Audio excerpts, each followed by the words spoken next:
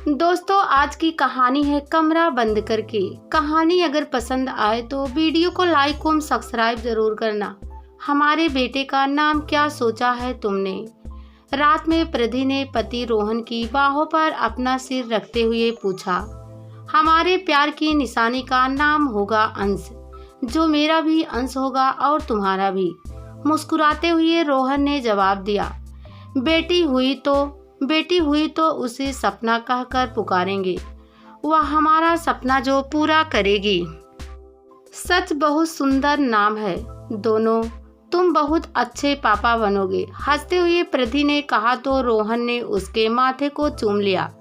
Lockdown का दूसरा महीना शुरू हुआ था, जबकि प्रधि की प्रेगनेंसी का 8वां महीना पूरा हो चुका था और अब कभी भी उसे डिलीवरी के लिए अस्पताल जाना पड़ सकता था।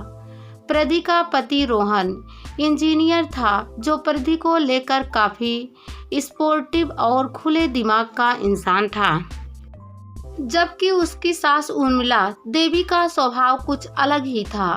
वह धर्म कर्म पर जरूरत से ज्यादा विश्वास करती थी। प्रेगनेंसी के बाद से ही प्रधि को कुछ तकलीफें बनी रहती थी। ऐसे में उर्मिला देवी ने कई दफा प्रधि के आने वाले बच्चे के नाम पर धार्मिक अनुष्ठान भी करवाए, मगर फिलहाल लॉकडाउन की वजह से सब बंद था। उस दिन सुबह से ही प्रधि के पेट में दर्द हो रहा था। रात तक उसका दर्द काफी बढ़ गया। उसे अस्पताल ले जाया गया। महिला डॉक्टर ने अच्छी तरह परीक्षण करके बताया, रोहन जी, प्रधि के गर्भाशय में बच्चे की गलत स्थिति की वजह से उन्हें बीच बीच में दर्द हो रहा है। ऐसे में इन्हें एडमिट करके कुछ दिनों तक निगरानी में रखना बेहतर होगा। जी, जैसा आप उचित समझे, कहकर रोहन ने प्रधि को एडमिट करा दिया। इधर उर्मिला देवी ने डॉक्टर की बात सुनी तो तुरंत पंडित को बुलवा भेजा। पंडित जी, बहू को दर्द हो रहा है, उसे स्वस्थ बच्चा हो जाए और सब ठीक रहे, इसके लिए कुछ उपाय बताइए। अपनी भावों पर बल डालते हुए पंडित जी ने कुछ देर सोचा, फिर बोले, ठीक है, एक अनुष्ठान कराना होगा, सब अच्छा हो जाएगा। इस अनुष्ठान में करीब 10,000 का खर्च आएगा। जी, आप रुपयों की चिंता ना करें, बस सब चंगा कर दे। आप बताएं कि किन चीजों का इंतजाम करना है।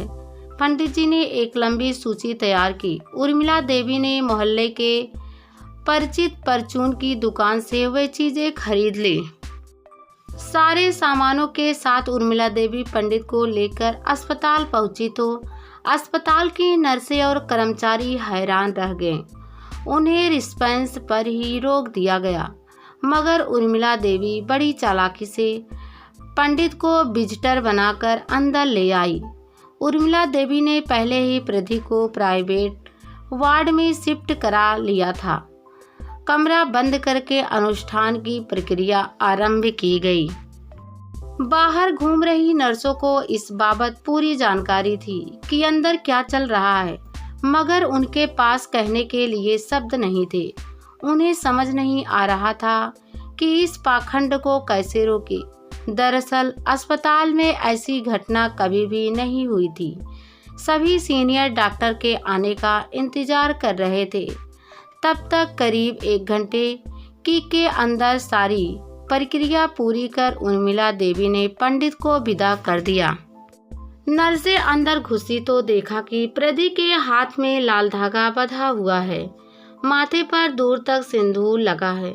जमीन पर हल्दी से बनाई गई एक आकृति के ऊपर चावल, लौंग, कुमकुम जैसी बहुत सी चीजें रखी हुई है।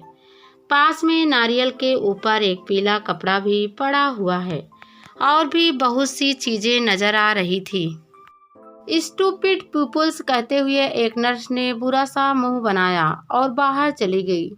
उर्मिला देवी चिढ़ गई। नर्स को सुनाने की गरज से जोर जोर से चिल्लाकर कहने लगी, पूजा हमने कराई है, इस कलमुही को क्या परेशानी है इस बात को। 4 से 5 दिन बीत गए। इस बीच प्रधि को जुकाम और खांसी की समस्या हो गई।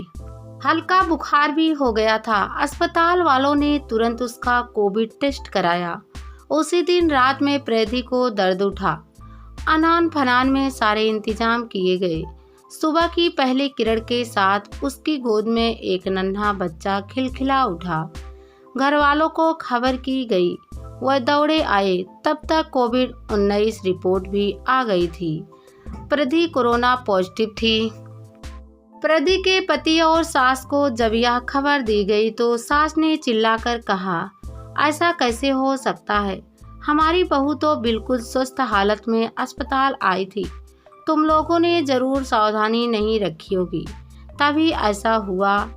यह क्या कह रही हो अम्मा जी? हमने ऐसा क्या कर दिया?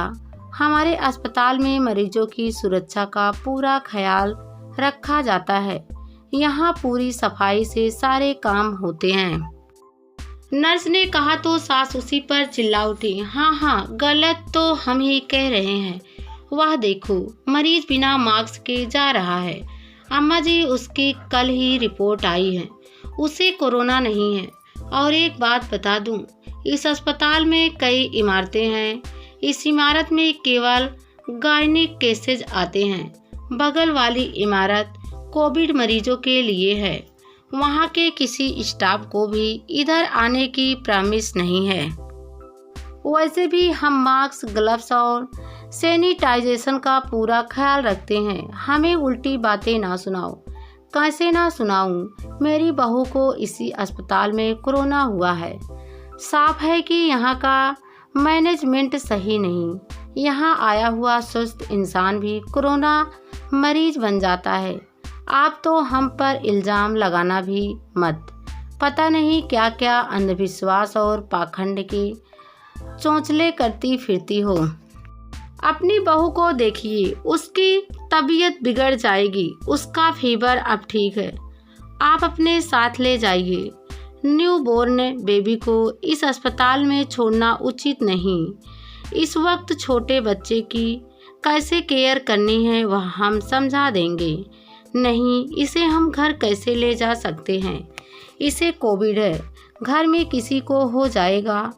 इतनी तो समझ होनी चाहिए ना आपको। माँ, हम प्रदी को घर में क्वारंटाइन कर देंगे। बच्चे को कोविड से कैसे बचाना है वह नर्स बता ही देंगी। नहीं, हम बहू और बच्चे को घर नहीं ले जा सकते। खबरदार रोहन, जो तू इनके चक्कर में आया। ये नर्स और डॉक्टर ऐसे ही बोलते हैं, पर मैं कोई खतरा मोल नहीं ले सकती। पर माँ, तुझे कसम है, चल यहाँ से। उर्मिला देवी रोहन का हाथ पकड़कर उसे घसीटती हुई घर ले गई। प्रदी का चेहरा बन गया। डॉक्टर और नर्स आपस में उर्मिला देवी के व्यवहार और हरकतों की बुराई करने लगे। उन लोगों ने मैनेजमेंट को भी उर्मिला देवी के गलत व्यवहार की खबर कर दी। 1 से 2 लोकल अखबारों में भी इस घटना का उल्लेख किया गया। इस बात को करीब 4 से 5 दिन बीत चुके थे। एक दिन उर्मिला देवी ने पंडित जी को फोन लगाया। वह पूछना चाहती थी कि आगे क्या करना उचित रहेगा और ग्रहण छत्रों के बुरे दोष कैसे दूर किए जाएं। फोन पंडित के बेटे ने उठाया। बेटा, जरा पंडित जी को फोन देना। उर्मिला देवी ने कहा। बेटे ने कहा, पिताजी को कोरोना हो गया था। 1 सप्ताह पहले ही उनकी मौत हो चुकी है। उर्मिला जी के हाथ से फोन छोड़कर गिर पड़ा। खुद भी सोफे पर बैठ गई। पंडित जी को कोरोना था, यह जानकर वह डर गई थी। यानी जिस दिन पंडित जी धार्मिक अनुष्ठान कराने आए थे तब भी उन्हें कोरोना था। तभी तो प्रदी को भी यह बीमारी हुई है। प्रदी के साथ उस दिन पंडित जी के साथ वह भी तो थी। यानी अब वह खुद भी कोरोना की चपेट में आ सकती है। उन्होंने गौर किया कि 2 से 3 दिनों से उन्हें भी खांसी हो रही थी। उर्मिला जी ने फटाफट अपना कोरोना टेस्ट करवाया। अब तक उन्हें बुखार भी आ चुका था। हजारीबाग में कोरोना का एक ही अस्पताल था, इसलिए उन्हें उसी अस्पताल में जाना पड़ा।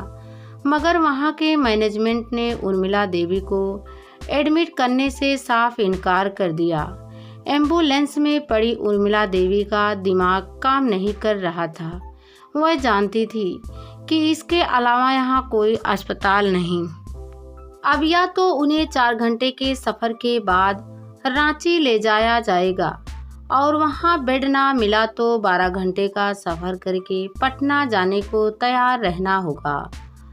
हताश रोहन अस्पताल से वापस निकल आया। दोनों जानते थे कि उर्मिला देवी को अपने करने का फल ही मिल रहा था।